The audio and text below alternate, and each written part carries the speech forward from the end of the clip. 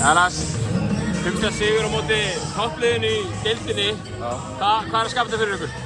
Bara orkan og við köllum þetta KVF geðveikina. Við þurfum að nota þetta, við erum ekki með þetta útlending. Við erum bara með unga stráka á venslu, nokkrir strákar sem eru eiginlega bara hættir í körfu en vilja bara hreyfa sig. Og það sem vinnur leikinn fyrir okkar er bara orka og bara geðveikin. Þessi KR-kjarni hjá liðinu, hann er ansi sterkur. Þú Reynir, Árni, fleiri. Ég meina, þetta fer langt í þessari deild. Já, þetta er ógeðslega gott bara fyrir okkur að fá að spila svona margar mínútur í bara hörku deild. Mjög góð útlendingar og Íslendingar og bara topp leikmenn, þannig ég held að þetta er bara frábært fyrir eins og líka Lárus og Benna og alla þá ungur.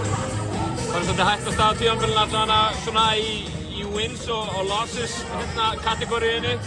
Erum að spila þetta móti bara toppliðinu í deildinni, erum taplausir fyrir þennan leik ef við skeikar ekki. Hvernig var að koma inn í þennan leik vitandi það? Bara mjög spennandi. Eins og þú sagðir, við byrjuðum mjög bara brösulega.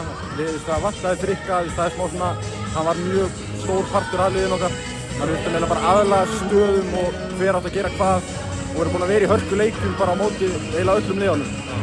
Og þannig okkur leið bara mjög vel að fara inn í þennan leik. Bara við vitum að við getum unnið alla þessu til.